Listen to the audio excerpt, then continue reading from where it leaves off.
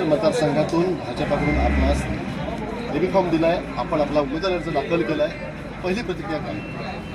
सर्वप्रथम मी आमचे नेते सन्माननीय राणेसाहेब आणि आमच्या या जिल्ह्याचे पालकमंत्री नितेजी राणेसाहेब आणि भारतीय जनता पार्टीचे सर्वप्रथम मी आभार व्यक्त करतो की त्यांनी माझ्यावर विश्वास ठेवून मला ही उमेदवारी दिली, त्याबद्दल मी सर्वप्रथम आभार व्यक्त करतो.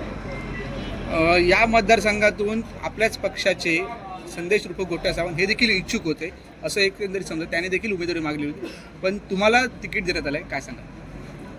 तसं संदेशजी सावंत हे आमचे भारतीय जनता पार्टीचे जिल्ह्याचे नेते, बरीच वर्ष त्या भागामध्ये त्यांनी संघटना वाढीसाठी खूप काम केलेलं आहे आणि तळागाळापर्यंत भारतीय जनता पार्टी वाढवण्यासाठी मेहनत घेतली आहे. तर निश्चितच त्याचा फायदा भारतीय जनता पार्टीला आणि आमच्या सर्व उमेदवारांना नक्की होईल. हरकुळ मतदारसंघ तुमच्यासाठी नौका मतदारसंघ आहे. दुसऱ्या ठिकाणी येऊन तुम्ही उभं राहिलेला आहे. प्रचाराची रणनीती कशा पद्धतीने असेल आणि जिंकण्याची स्ट्रॅटेजी काय असेल?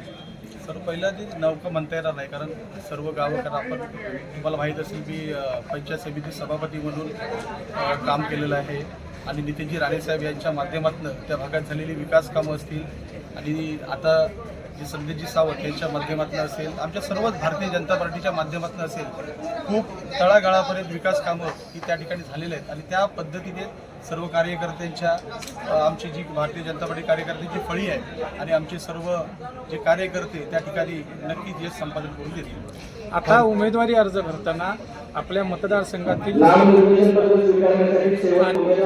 त्या मतदारसंघातले स्थानिक कार्यकर्ते दिसून येत नाही. केलेलं होतं, त्याच्यामुळे मंडल अध्यक्ष असतील आणि आमची शक्ती केंद्र पाटील असतील हे सोबत महत्वाची गोष्ट की हरकुळ हाच महत्वाचा जिल्हा मतदारसंघ होता. ह्या विधानसभा मतदारसंघामध्ये अखेरपर्यंत एपी फॉर्म कोणाला द्यायचा, मनोज रावराणे की संदेश सावंत, एक रत्न होतं आणि अखेर एपी फॉर्म तुमच्या बाजूने दिलेला आहे. मात्र संदेश सावंत यांनी सुद्धा इथं अपेक्षा उमेदवारी दाखल केलेला आहेच. त्यासोबतच सुरेश सावंत यांनी सुद्धा उमेदवारी दाखल केली आहे. त्यानंतर संतोष पांडे यांनी सुद्धा हरकुळ जिल्हा मतदारसंघामध्ये आपली बंडखोरी दाखवून दिलेली आहे. त्यांनी सुद्धा आपला एक उमेदवार दाखल केलेला आहे.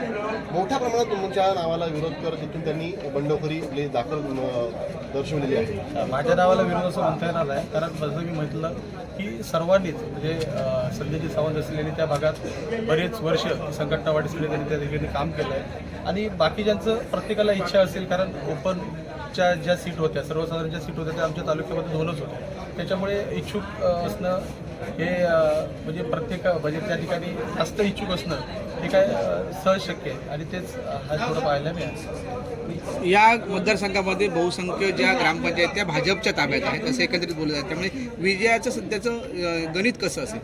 नक्कीच मगाशी म्हटल्याप्रमाणे मी नितेशजी राणेसाहेब यांच्या माध्यमातून त्या भागामध्ये बरीचशी विकास कामं झालेली आहेत आणि जी भारतीय जनता पार्टीची कार्यकर्त्यांची चांगली टीम त्या ठिकाणी आज कार्यरत आहे. जसं सरपंच मॅक्झिमम सरपंच हे भारतीय जनता पार्टीचे आहे आणि त्याचाच फायदा हा संघटनेच्या माध्यमातून माझ्या उमेदवाराला होईल. मनोजी कशी काय नाराजी दूर करायला बंडखोरांची, त्यांना कसं आपलंसं करून घ्यायला